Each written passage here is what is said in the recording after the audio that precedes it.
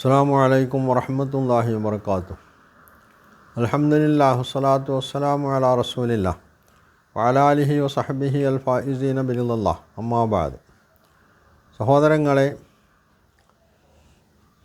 ഇനി ഈ സൂറത്തുമായി, അതായത് സൂറത്ത് ഫീലുമായി ബന്ധപ്പെട്ട് ജബ്ബാർ പറയുന്നൊരു സംഗതി, ഇവിടെ എന്തോ ഒരു സംഭവം നടന്നിട്ടുണ്ടാവും. അബ്രാഹത്ത് കഅബയെ ആക്രമിക്കാൻ എന്നുള്ളതിൽ പുറപ്പെടുകയും സംഗതി വശാൽ മക്കയിലേക്ക് വരാൻ കഴിയാതെ അദ്ദേഹം തിരിച്ചു പോവുകയും ചെയ്തിട്ടുണ്ടാവും എന്നാണ് ജബ്ബാർ പറഞ്ഞത്. അതിന് കാരണം എന്താണ്? ഒന്ന്, അവർക്ക് ശാരീരികമായിട്ട് എന്തോ പ്രയാസമുള്ളത് കൊണ്ടാവാം, അല്ലെങ്കിൽ കാലാവസ്ഥ പിടിക്കാത്തത് കൊണ്ടാവാം, അല്ലെങ്കിൽ അവരുടെ വാഹനങ്ങൾക്ക്, കുതിരകൾക്ക്, ഒട്ടകങ്ങൾക്കൊക്കെ എന്തോ പ്രയാസം ഉള്ളത് കൊണ്ടതാവാം.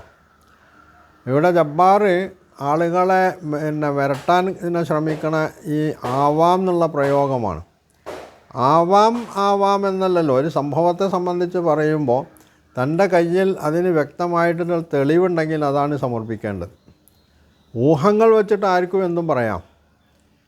അപ്പോൾ ഇവിടെ ഈ ആനക്കലഹം എന്ന് പറയുന്ന സംഭവവുമായി ബന്ധപ്പെടുത്തി അങ്ങനെ ആവാം, ഈ ആവാം എന്നത് ചരിത്രപരമായിട്ട് തെളിയിക്കാൻ കഴിയാത്തൊരു സംഗതിയാണ്.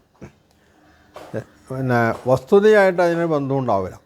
എന്ന് പറഞ്ഞാൽ അതൊരു അനുമാനം മാത്രമാണ്. ഈ അനുമാനം വെച്ചിട്ടാണ് ജബ്ബാർ അറേബ്യയിൽ അന്ന് എല്ലാവർക്കും അറിയാവുന്ന, അവർ നേരിട്ട് അനുഭവിച്ചിട്ടുള്ളൊരു സംഭവത്തെ നിഷേധിക്കാൻ തുനിയുന്നത്. ഇവിടെ ജബ്ബാർ ഇതിനെ കെട്ടുകഥ എന്ന് പറയുന്നു. കെട്ടുകഥ എല്ലാ നാടുകളിലും പ്രചരിച്ചിട്ടുണ്ടെന്നുള്ളത് ശരിയാണ്. പക്ഷേ ഇത് കെട്ടുകഥയായിരുന്നുവോ? ഇവിടെ രണ്ട് സംഗതിയാണ് നമ്മൾ മനസ്സിലാക്കേണ്ടത്. ഒന്ന്, ജബ്ബാർ എന്ന് പറയുന്നത് അയാൾ ദൈവനിഷേധിയാണ്, നാസ്തികനാണ്, യുക്തിവാദിയാണ്. അതുകൊണ്ട് തന്നെ അയാൾക്ക് ഇത്തരത്തിലുള്ള സംഭവം അംഗീകരിക്കാൻ കഴിയില്ല. അതുകൊണ്ട് അയാൾ ഇങ്ങനെയൊക്കെ പറയാൻ നിർബന്ധിതനാണ്. അമാനുഷികമായിട്ടുള്ള, അതിഭൗതികമായിട്ടുള്ളൊരു ഇടപെടൽ മനുഷ്യൻ്റെ ജീവിതത്തിലുണ്ടാകും എന്ന് സമ്മതിക്കാൻ ഒരിക്കലും ജബ്ബാറിന് കഴിയില്ല, അയാൾ നാസ്തികനായിരിക്കുന്ന കാലത്തോളം. അതുകൊണ്ട് അയാളുടെ വാദഗതികൾക്ക് നമ്മൾക്ക് മറുപടി പറയേണ്ട കാര്യമല്ല, നമ്മൾക്കത് അവഗണിക്കേ പറ്റുള്ളൂ. അതേവസരം ഇതിനോടുള്ള വസ്തുത എന്താണ്? നബി സല്ലല്ലാഹു അലൈഹി വസല്ലമ ജനിച്ചത് ഈ ആനക്കലഹ സംഭവം നടന്ന അതേ കൊല്ലമാണ് എന്ന് പറഞ്ഞു. ഖുറൈശികളെ സംബന്ധിച്ചിടത്തോളം അവർ കഅബയെ രക്ഷിക്കാൻ വേണ്ടി അവരൊന്നും ചെയ്തിട്ടില്ല, അവരവിടെ നിന്ന് മാറിപ്പോവാണ് ചെയ്തിട്ടുള്ളത് എന്നും ചരിത്രം രേഖപ്പെടുത്തിയിട്ടുണ്ട്. ഈ രണ്ട് സംഭവങ്ങളും ഉള്ളതോടൊപ്പം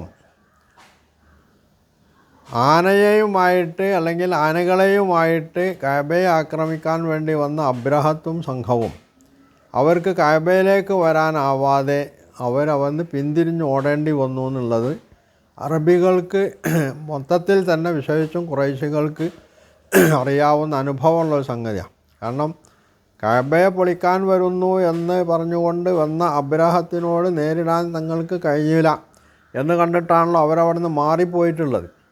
അപ്പോൾ എന്ത് സംഭവിക്കുന്നു എന്നുള്ളത് തീർച്ചയായിട്ടും അവർ നിരീക്ഷിക്കും, അവരന്വേഷിക്കുകയൊക്കെ ചെയ്യുമെന്നുള്ളത് സാമാന്യ ബുദ്ധിയുള്ള ഏത് മനുഷ്യനും അംഗീകരിക്കാൻ കഴിയുന്ന, അല്ലെങ്കിൽ സമ്മതിക്കേണ്ടുന്ന ഒരു സംഗതിയാണ്. അപ്പോൾ സ്വാഭാവികമായിട്ട് അബ്രഹത്തും ആളുകളും കഅബേൻ്റെ അടുത്തേക്ക് എത്തുന്നില്ല എന്ന് കാണുമ്പോൾ അവർ അതിനെപ്പറ്റി അന്വേഷിക്കും. അന്വേഷിച്ചപ്പോൾ അവർക്ക് മനസ്സിലായത് എന്താണ്? അള്ളാഹുവിൻ്റെ ഒരു ശിക്ഷ ഇറങ്ങുകയും അങ്ങനെ അബ്രഹത്തും സംഘവും നശിക്കുകയും ചെയ്തു എന്നുള്ളതാണ്. ഈ നാശത്തെ സംബന്ധിച്ചാണ് ഇവിടെ ഖുർആൻ സൂറത്ത് ഫീലിൽ തുടർന്ന് പറഞ്ഞിട്ടുള്ളത്. അലം തറ കൈഫ ഫഅല റബ്ബുക ബി അസ്ഹാബിൽ ഫീൽ അലം യജഅൽ കൈദഹും ഫീ തളിലീൽ. അവരുടെ തന്ത്രം അള്ളാഹു നിഷ്ഫലമാക്കിയില്ലേ? കഅബ പൊളിക്കാൻ വന്ന ആളുകൾക്ക് പൊളിക്കാൻ കഴിഞ്ഞില്ല എന്നുള്ളത് നിങ്ങൾക്ക് ബോധ്യമായിട്ടില്ലേ? അതവർക്ക് ബോധ്യമായിട്ടുണ്ട്. കാരണം കഅബ പൊളിഞ്ഞിട്ടില്ല, അബ്രഹത്തിൻ്റെ അടുത്തേക്കൊന്നും വന്നിട്ടുമില്ല. എന്നാൽ പിന്നെ അബ്രഹത്തിന് എന്ത് സംഭവിച്ചു? വഅർസല അലൈഹിം തൈറൻ അബാബീൽ. അള്ളാഹു അവരുടെ നേരെ ഒരു തരം പക്ഷികളെ അയച്ചു. ആ പക്ഷികൾ തെർമീഹിം ബിഹിജാറത്തിൻ മിൻ സിജ്ജീൽ, ചുട്ടെടുത്ത കട്ടകൾ കൊണ്ട് അവരെ എറിഞ്ഞു. ഫജഅലഹും കഅസ്ഫിൻ മഅ്കൂൽ, അവരെ ചവച്ചരച്ച വൈക്കോൽ പോലെ ആക്കി തീർക്കുകയും ചെയ്തു. ഇതാണ്. അപ്പോൾ ഇത് കുറൈശികൾ പിന്നെ വിഗ്രഹത്തിന് പൂജകരാണ് എന്നതൊക്കെ ശരിയാണ്. പക്ഷേ ഒരു സംഭവത്തെ സംഭവമായി കാണാൻ അതവർക്ക് തടസ്സമല്ല.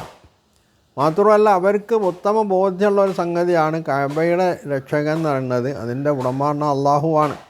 ആ അള്ളാഹു അതിനെ സംരക്ഷിക്കും എന്നുള്ളത് അതവർക്ക് ഇവിടെ ബോധ്യപ്പെടുത്തി കൊടുക്കുകയാണ് അള്ളാഹു ഒരു ഭാഗത്ത് ചെയ്യണത്. മറുഭാഗത്ത് എന്തുകൊണ്ട് ഖുറൈശികളെ ഇതിൻ്റെ സംരക്ഷണം അല്ല ഏൽപ്പിച്ചില്ല എന്നുള്ളൊരു ചോദ്യമുണ്ട്. അതും വളരെ പ്രസക്തമായിട്ടുള്ള ചോദ്യമാണ്. അതിൻ്റെ മറുപടി എന്താണ്? ഇവിടെ ഒരു സംഭവം അല്ലെങ്കിൽ ലോകത്തെ തന്നെ മൊത്തത്തിൽ ഉൾക്കൊള്ളുന്ന ഒരു സംഭവം വരാനിരിക്കുകയാണ്. ആ വരാനിരിക്കുന്ന സംഭവത്തിന് കഅബ അത് സാക്ഷിയാണ്. അതിൻ്റെ കേന്ദ്രമായിട്ട് കഅബ മാറേണ്ടതുണ്ട്. ഇത് അള്ളാഹുവിൻ്റെ തീരുമാനം. അതായത് ഭാവിയിൽ വർഷങ്ങൾക്ക് ശേഷം ഇപ്പോൾ ഭൂജാതനായിട്ടുള്ള ഈ വർഷത്തിൽ ഭൂജാതനാവാൻ പോകുന്ന മുഹമ്മദ് എന്ന മനുഷ്യൻ, അദ്ദേഹം പ്രവാചകനായി നിയുക്തനാവുകയും അദ്ദേഹം ഈ ആദ്യം മക്കയെയും പരിസര പ്രദേശങ്ങളെയും മാറ്റിമറിച്ച് പിന്നീട് അദ്ദേഹം ലോകത്തെ തന്നെ മാറ്റിമറിക്കാൻ പോകുന്ന ഒരു മഹൽ വ്യക്തിത്വമായി വരാൻ പോവാണ്. അദ്ദേഹത്തിൻ്റെ നേതൃത്വത്തിൽ ഈ കഅബ ശുദ്ധീകരിക്കപ്പെടേണ്ടതുണ്ട്. അപ്പോൾ അതുകൊണ്ട് ആ കഅബ അവിടെ നിലനിൽക്കണം. ഈ കഅബയെ ആസ്ഥാനമാക്കിക്കൊണ്ട് ലോകത്ത് ഇസ്ലാം പ്രചരിക്കേണ്ടതുണ്ട്. ലോകത്തുള്ള എല്ലാ ജനവിഭാഗങ്ങളുടെ, വിശേഷിച്ചും മുസ്ലിങ്ങളുടെ അഭിമുഖ കേന്ദ്രമായിട്ട് കഅബ മാറേണ്ടതുണ്ട്. അതുകൊണ്ട് ഈ കഅബയെ സംരക്ഷിക്കുക എന്നുള്ളത് അള്ളാഹു ഏറ്റെടുത്ത ഒരു ഉത്തരവാദിത്വമാണ് എന്നതാണ് അതിലുള്ള വസ്തുത. അതേ അവസരം ഇത്തരത്തിലുള്ള സാഹചര്യത്തിൽ അള്ളാഹു കഅബയെ സംരക്ഷിച്ചിട്ടില്ലായിരുന്നുവെങ്കിലോ എന്താണ് സംഭവിക്കുക? സ്വാഭാവികമായിട്ടും അറബികൾ ഈ അബ്രഹത്തിൻ്റെ ഇതിലേക്ക് തിരിയും. അങ്ങനെ വരുമ്പോൾ ഭാവിയിൽ ഈ കഅബക്ക് സ്ഥാനമില്ലാതാവും. പക്ഷെ അള്ളാഹുവിൻ്റെ തീരുമാനം എന്താണ്? ഈ കഅബക്ക് ഭാവിയിൽ സ്ഥാനം ഉണ്ടാവേണ്ടതുണ്ട്. അബ്രഹത്തിൻ്റെ ഭവനത്തിന് അയാൾ കെട്ടിപ്പൊക്കിയ സൗധത്തിന് ചരിത്രത്തിൽ അല്ലാതെ ഭാവിയിൽ അതിനൊരു സ്ഥാനം ഉണ്ടാകാനും പാടില്ല. അതുകൊണ്ട് തന്നെ അബ്രഹത്ത് പോലും ഇതോടുകൂടി മുടിയേണ്ടതുണ്ട് എന്നുള്ളതാണ് അള്ളാഹിൻ്റെ തീരുമാനം. അതുകൊണ്ടാണ് അബ്രഹത്ത് ഈ സംഭവത്തോടു കൂടി ലോകത്ത് തന്നെ നിഷ്കാസിതനാവുകയാണ് ചെയ്യുന്നത്. അയാൾക്ക് അയാളുടെ ഭരണം നിലനിർത്താൻ കഴിഞ്ഞില്ല എന്ന് മാത്രമല്ല, അയാളുടെ ഭവനം കൂടും അയാൾക്ക് നിലനിർത്താൻ കഴിഞ്ഞില്ല എന്നുള്ളതാണല്ലോ വസ്തുത. ഈ വസ്തുത അറബികൾക്ക് നല്ല ബോധ്യമുള്ള അവരനുഭവിച്ചറിഞ്ഞൊരു വസ്തുതയാണ്.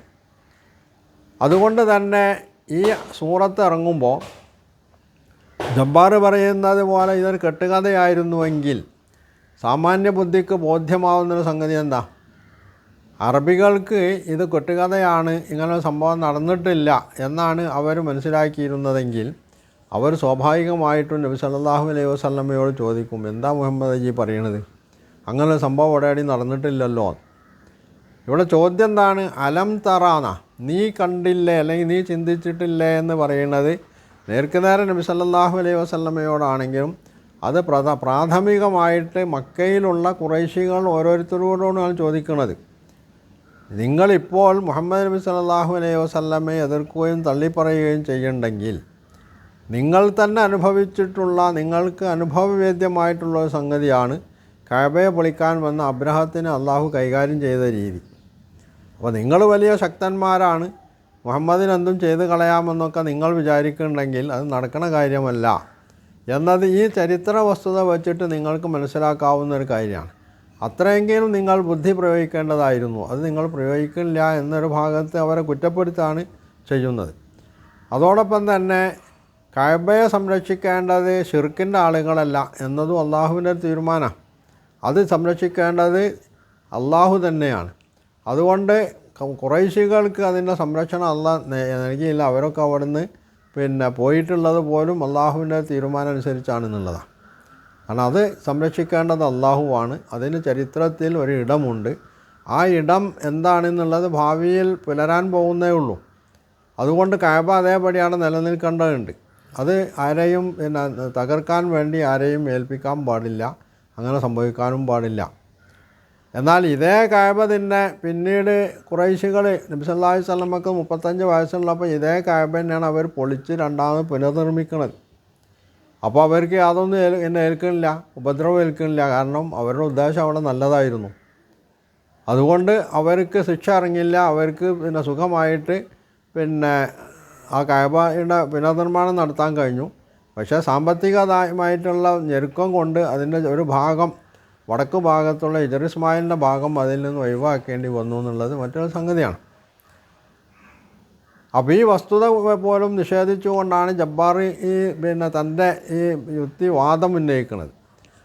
അപ്പോൾ എന്തുകൊണ്ട് മക്കയിലെ ജനത നബി സല്ലല്ലാഹു അലൈഹി വസല്ലമയോട് ഇങ്ങനൊരു സംഭവം അവിടെ നടന്നിട്ടില്ലെങ്കിൽ മുഹമ്മദ് എന്താണ് ഈ പറയുന്നത്, ഞങ്ങൾക്ക് അങ്ങനെ ഒരു സംഭവം അറിയില്ലല്ലോ എന്നാണല്ലോ അവർ പറയേണ്ടത്. കാരണം അവർ നബി സല്ലല്ലാഹു അലൈഹി വസല്ലമയെ എതിർത്തുകൊണ്ടിരിക്കുന്നവരാണ്.